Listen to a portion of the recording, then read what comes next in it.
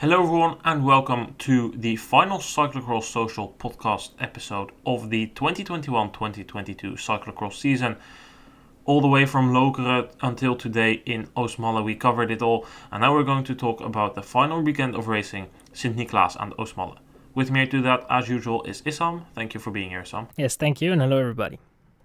Before we talk about the final race today in Oostmalle, let's briefly talk about the race yesterday in Sint Niklaas, the final Ethias cross of the season. But before we can actually talk about that, we need to talk about what happened in the week before.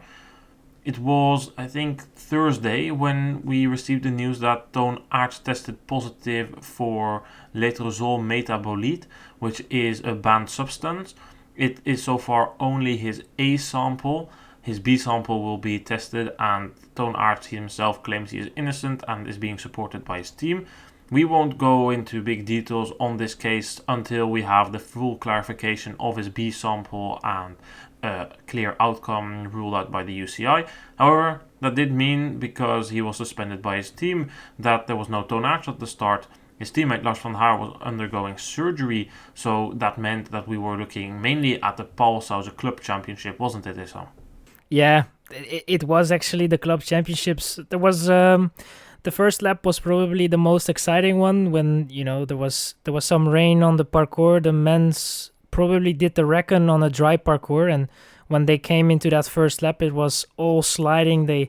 Where the women were able to go on the hills and stay on their bikes, the men had to jump off and run it. It was a sliding fest all over and quite entertaining to watch. Vincent Bastant was in the lead of that race in the beginning, and in the end was not able to maintain that position, and we quite quickly came into a race where the three of Vanthourenhout were in the front with Eli Iserbyt and Michael Vanthourenhout very strong, and Laurens Sweeck that was a bit playing yo-yo with the guys. I mean, he was there or thereabouts.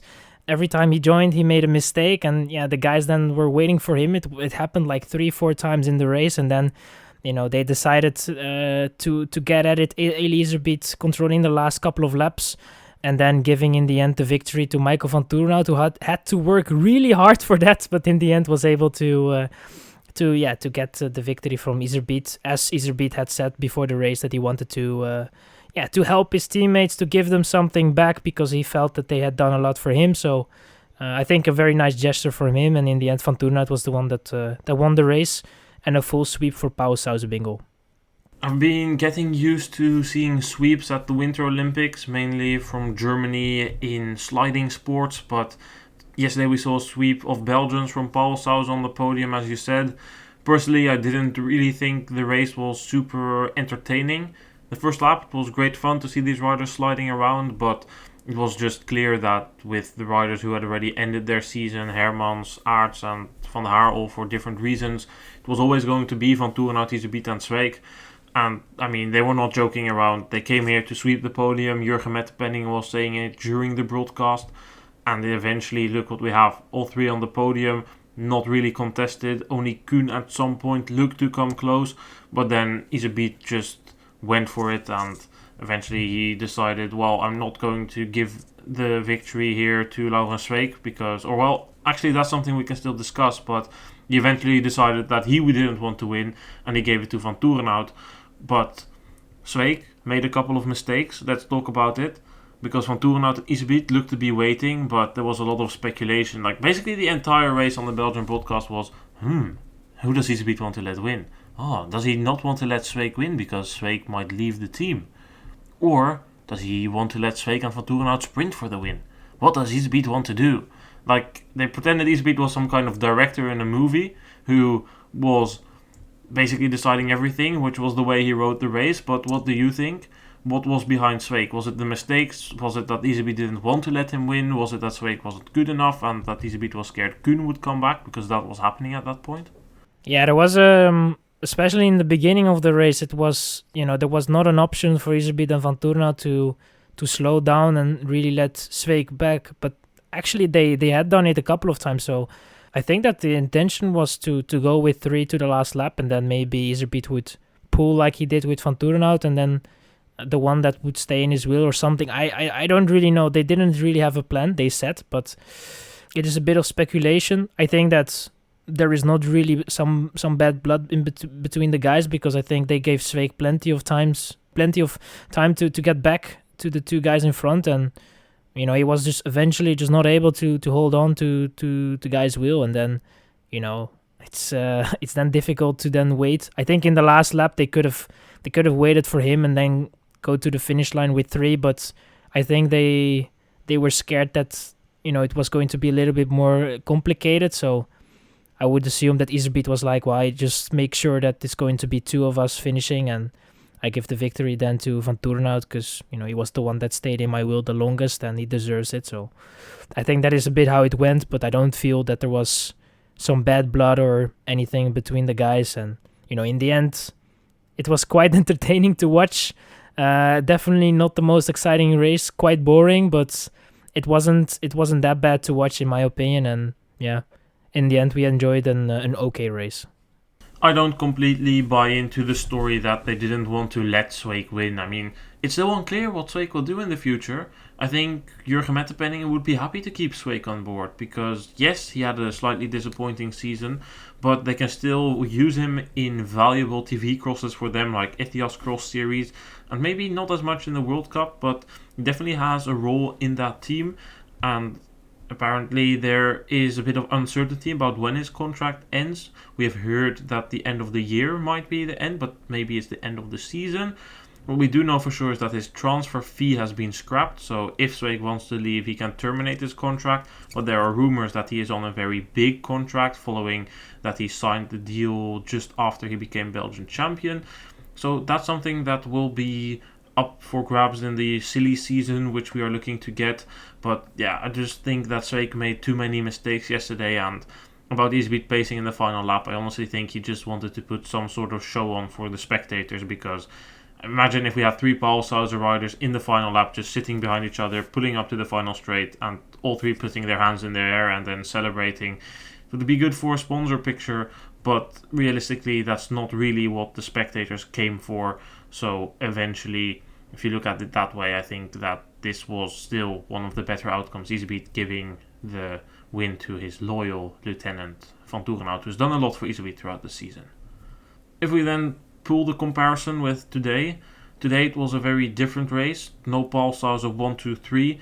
It was Sweeck who won the race, but there was a pretty bad crash in the beginning of the race, which really hampered Vanthourenhout and Iserbyt.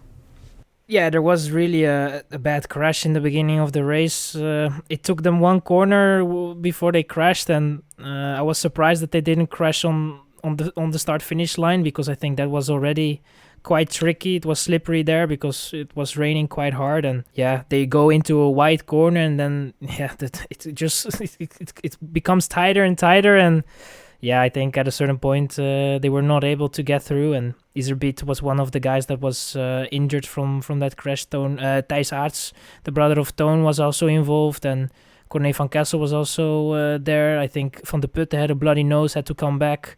Vanthourenhout, there were a lot of guys there. So then, yeah, after the first lap, we had 4 guys in front. Laurens Sweeck, like you said, the one that won the race, but also Jens Adams, Thibaut Nys, and Tom Meeuwse. In the end, Nys, that was maybe a little bit too eager, worked a lot in the beginning of the race together with Sweeck to make sure that they would stay in front. And then in the end, yeah, that cost him a little bit at the end of the race. Adams, that was super strong, is having a very good final part of his season, is able then to get that second place. Tom Meeuwse fighting very hard, but a late bike change in the race cost him a lot. And then in the end, it was Thibaut Nys that was able to get a podium, and Tom Meeuwse was 4th. I think Sweeck today did what was expected from him.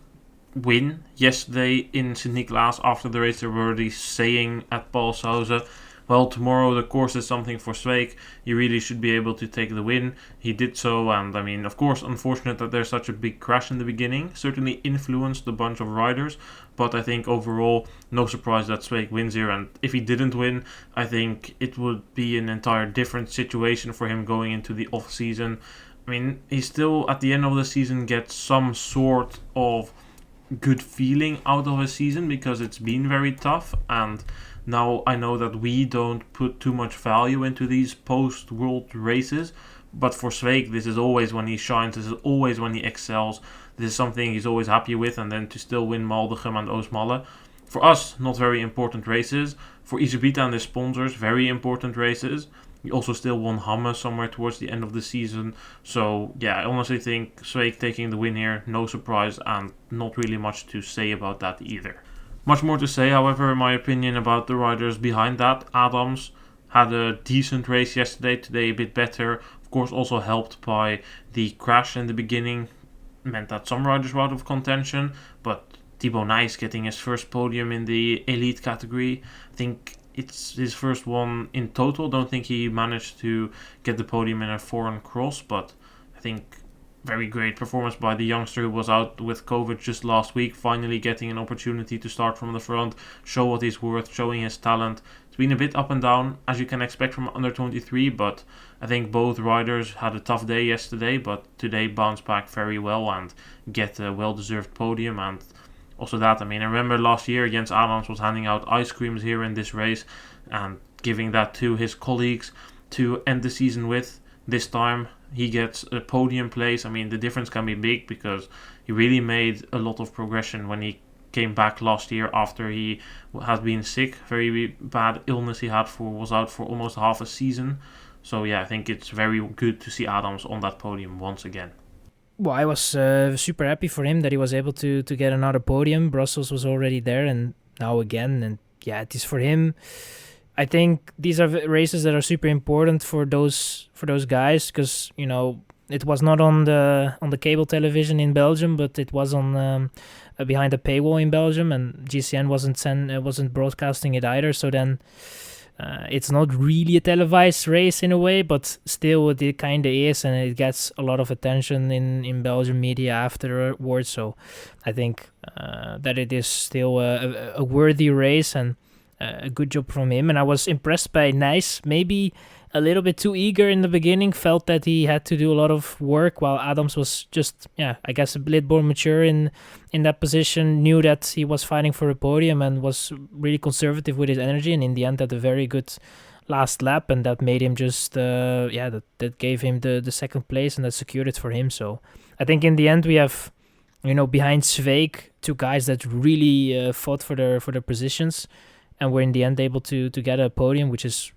I think last race of the season finishing on the podium, that's the greatest feeling you can have in a way, I guess. Yeah, I think that as well. And as said, for us these races are not important, but it can be very important for a rider to still end the season on a good note and get morale going into next season, motivate themselves in the summer. And I think that if you look at some riders who have done that, Kuhn and Rueck yesterday, 4th and 6th, we already talked about them quite extensively in our previous Post-Worlds podcast, that they've been doing very well. Rueck as well. Good to see these riders do well. We saw some young under-23 riders do well. Van de Putte, yesterday 5th. Today we saw Hendricks, who was caught up behind the crash, riding all the way back to 7th. I think he was at least 40 seconds down after that crash. Very impressive stuff.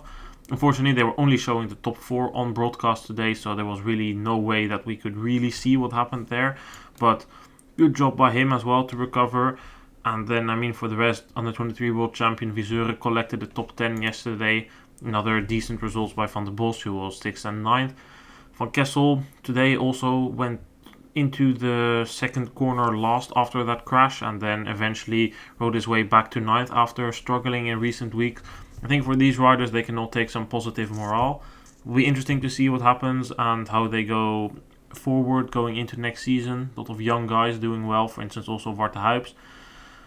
However, for not all riders it's going to be only happy and hosanna. Vincent Baastaan still without a contract, just missed out on the top 10 today. Yesterday he was forced to retire from the race. Ryan Kamp also suffering a bit this weekend, so it's not all going to be great, but at the end I think overall these riders will know what they'll be doing in the summer. And about that, we reported last week that Eli Iserbyt was going to do mountain biking. There's been a bit more news about that. What can you tell us, Issam, about Iserbyt and his mountain bike ambitions? Well, before the race, he announced that he's going to be mountain biking next week. So the coming Sunday, he's going to be racing in Turkey. He's going to do a mountain bike race, and they will do that as an extension of his cyclocross season. It will be only 1 week, and then after that he will take some rest. But they will try that mountain bike race to, I guess, get a little bit more known with the material and also have an idea of what is realistic in terms of objectives in that mountain bike campaign. And yeah, it isn't the highest of levels that he's going to be racing with, but I think that it is definitely something to start with. And I think it wouldn't have been smart to go to a World Cup with zero experience. I think this is a way better approach. I think that he is still fresh in a way, so he's able to do that race, to do that extra week, and hopefully that injury that he got on his knee, because he was walking a bit funny on that leg. It didn't look good, but hopefully the injury is not severe and he's able to do that campaign. And yeah, interesting to see what he's able to do in that race. Iserbyt wouldn't be Iserbyt if he doesn't immediately dream big and let that be put down in the media. It started with, I will do one World Cup. In his Nieuwsblad, the Belgian newspaper, he then said, oh no, actually I'm going to do 3 World Cups, and by the way, my goal is to go to Paris on the mountain bike in 2024. The Belgian national coach, he said that he thinks that there hasn't actually been made a decision about the World Cups. That first they will do these 2 races in Turkey, short track race on Saturday and then the normal cross-country race on Sunday. After that he will do a C1 race in France, and after that they will decide if it's actually relevant to put Iserbyt in the World Cup. Iserbyt said he wants to ride the World Cups of Novo Mesto, Leogang and Alpstad. However, the Belgian national coach is not too convinced that Iserbyt will have the level and capabilities to do that. And he doesn't want to put Iserbyt in a selection which he then doesn't deserve, which of course makes sense. So Iserbyt probably a bit premature speaking there, but I think it's a good step that he does it. It will develop his technique and it will keep him indeed motivated over the summer. But Paris or 3 World Cups, it's still a far way according to their national coach.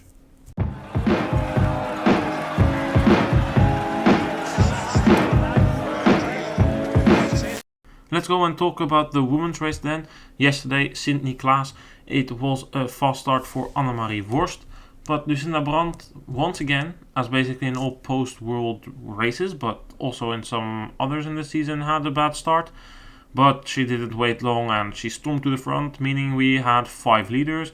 It was Worst, Betsema, Brandt, Van Alphen and de Backstedt. And then Brandt really started to tire out the rest, pacing in the first part of the lap, every lap, until the others caught up. And then every lap in the first lap, she pushed over the first climb, and at some point the others, they just cracked. Brandt went on to claim her 20th win of the season. Behind that, it was Betsema who was in second place for a long while until she made a couple of slips and Worst picked up the pace again. It means that Brandt took the win, number 20 of the season, ahead of Worst and Betsema. Well, Brandt taking the victory here, no surprise. In my opinion, key to this win was what she did in the first part of the lap, every lap in the beginning of the race. There was this climb, and the first and maybe the second one could ride it to the top, and she made sure she was there first there, went to the top, and then started pushing until she got caught. And in the first lap, that wasn't long, or there was the second lap actually, the first time that she tried. Then in the third lap, it became a bit further. In the fourth lap, it became a bit further again because they got more tired. And then eventually she was just gone and consolidated her lead. I think that was key to her win yesterday. Yeah, it was. And, also parkour, which is, I think, where she's able to just get rid of a little bit more power. And you could just see it immediately that when she's able to, she has a clear road and she's able to push like she really can, like we know her, then it's going to be very tough for the others to stay in the wheel, and that just exactly happened. And I think that she had like you said, a bad start, but she learned over this season that she doesn't need to have a very good start, and she can keep her calm, is able then to not do anything crazy, get back to the front, and then just control the race, and that's exactly what she did. Smart moves by her in general, and yeah, just a very strong ride from her, and impressive that you're able at the end of the season to be still able to do that. And she started from the beginning, so in the end that is crazy that she got her 20th victory of the season, if I'm not mistaken.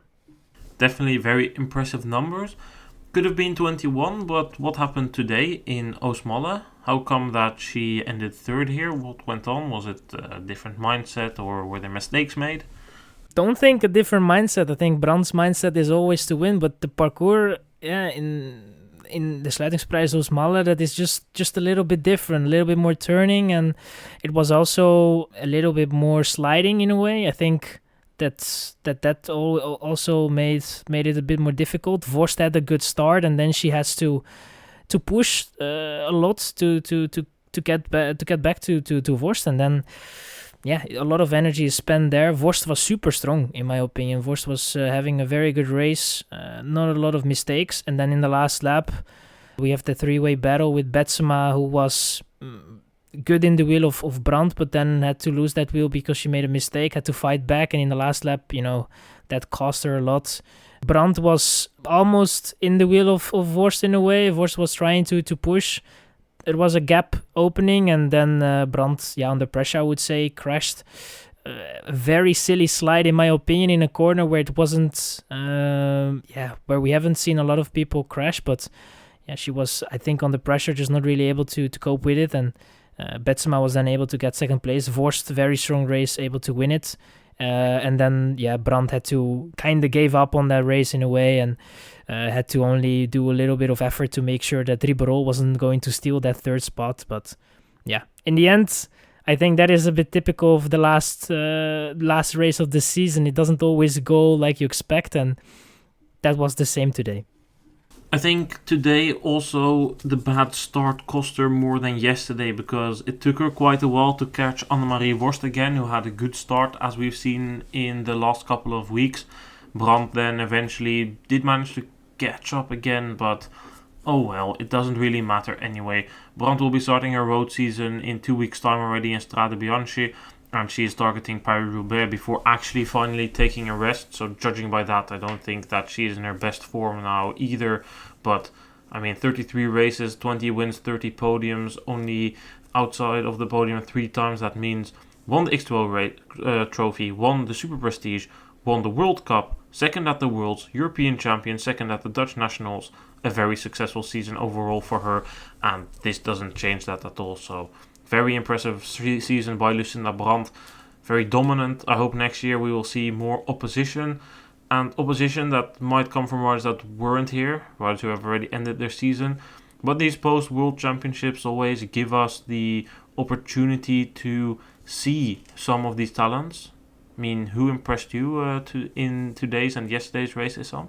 I think if I go to the race that is the freshest in my mind, Oostmalle, that was on the Sunday, I think Ribeiro was impressed me in a way. I think that was a very, very good ride from her. And overall, I have to say that the last part of the season was not so bad from Ribeiro. So I think that she is slowly but surely getting to that form that we can expect from her.